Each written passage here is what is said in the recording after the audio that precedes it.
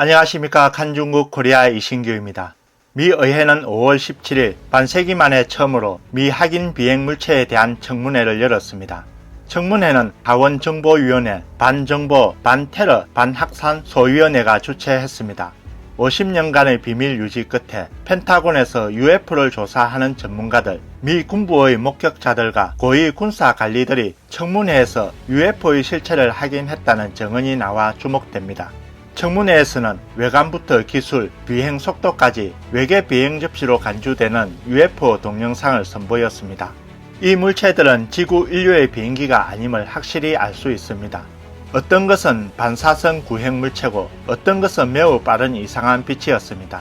이러한 UFO의 운행 속도와 영민도는 모든 목격자들을 놀라게 했습니다. 미 의회의 UFO 공개 청문회가 열린 지 50년이 지난 지금까지 미 행정부는 UFO라는 미스터리에 침묵하며 조용히 처리해왔습니다. 1966년 의회 청문회를 몇 차례 열어 미시간주의 UFO 목격담에 대해 논의했을 때 경찰 10여 명을 포함해 100여 명이 UFO를 목격했다고 밝혔습니다. 펜타곤은 2021년 5월 미국 스텔스 함정 한 척이 샌디에이고 해역 부근을 항해하다가 UFO에 공격당한 뒤 수면 아래로 잠수하는 영상을 공개했습니다. 한 전직 해군 장교는 영상에서 UFO가 보여준 기술은 미국보다 최소 100년에서 1000년 앞서 있다고 말했습니다.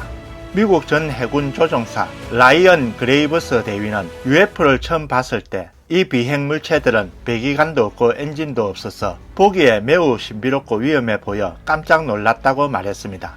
많은 전직 미 공군 장교들은 군 시설에서 근무하던 중 미확인 비행 물체의 핵무기 교란 사건을 목격했다고 증언하면서 UFO의 미국 핵시설 위협성을 평가하기 위한 청문회를 의회에 촉구했습니다. 루이스 엘리존도 전 미국 첨단 항공 우주 위협 식별 프로그램 책임자는 미확인 비행 물체가 핵시설을 교란해 작동되지 않는 사건이 발생한 적이 있다고 워싱턴 포스트에 밝혔습니다. 미국 국가정보국장실은 지난해 6월 미국에서 140사건의 UFO가 발생했다는 예비 검토 보고서를 냈지만 설명할 수 있는 것은 단 한 건뿐이고 나머지 사건은 여전히 미스터리로 남아 있습니다.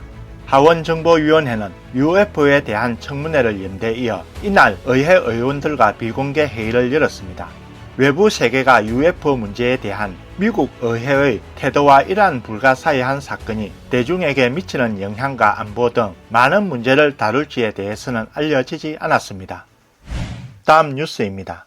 상하이가 한 달 반 이상 봉쇄된 후 간벤에서는 시의 16개 구가 이미 사해면 제로 상태라고 발표했으며 16일부터 이른바 영업 재개 및 시장 재개가 단계적으로 재개될 것이라고 발표했습니다.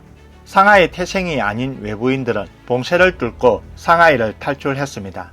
통계에 따르면 지난 이틀 동안 쿵차오 기차역에서 상하이를 떠난 사람은 약 13,000명에 달했으며 한때 수킬로미터에 달하는 인파가 기차표를 구매하려고 줄을 선 것으로 확인됐습니다.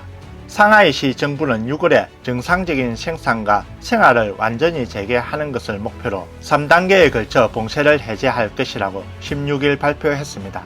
중국 펑파이 신문에 따르면 봉쇄 해제 1단계 첫날인 16일과 17일 쿵차오 기차역에 정차한 열차의 수는 전염병이 심할 때의 하루 4편에서 12편으로 늘어나 하루 6,000명 이상의 승객을 실어 날랐습니다.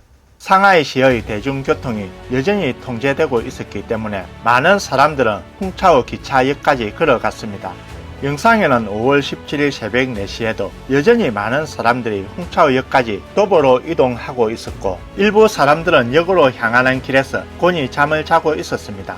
상하이 영업사원인 류 씨는 표를 구하기 어려워 고향으로 직행할 수 있는 기차표는 살 수 없다며 또 많은 사람들은 표를 샀지만 사람들이 너무 많아 역에 들어갈 수도 없었다. 또 어떤 사람들은 역에서 계속 배회하고 길에서 자며 표를 사려고 애쓰고 있다고 말했습니다. 한 사람이 표를 사기 위해 500위안을 썼다. 나는 표를 구할 수 있다는 것만으로도 행복하다.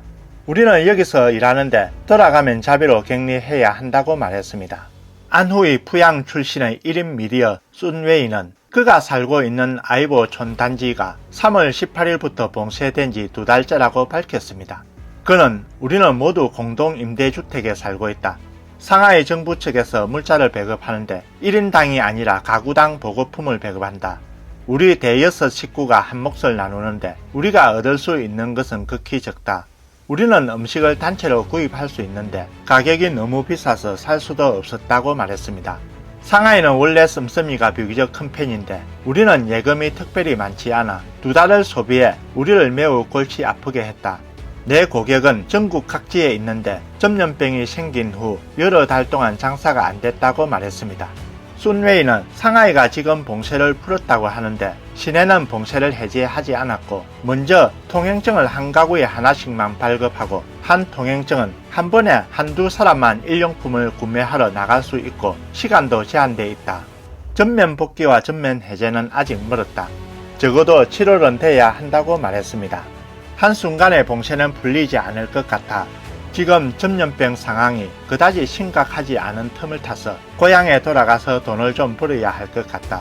만약 상하이에서 더 머무른다면 굶어 죽을 것이라고 말했습니다. 오늘 뉴스는 여기까지입니다. 구독과 좋아요는 격려입니다. 공유는 나눔의 시작입니다.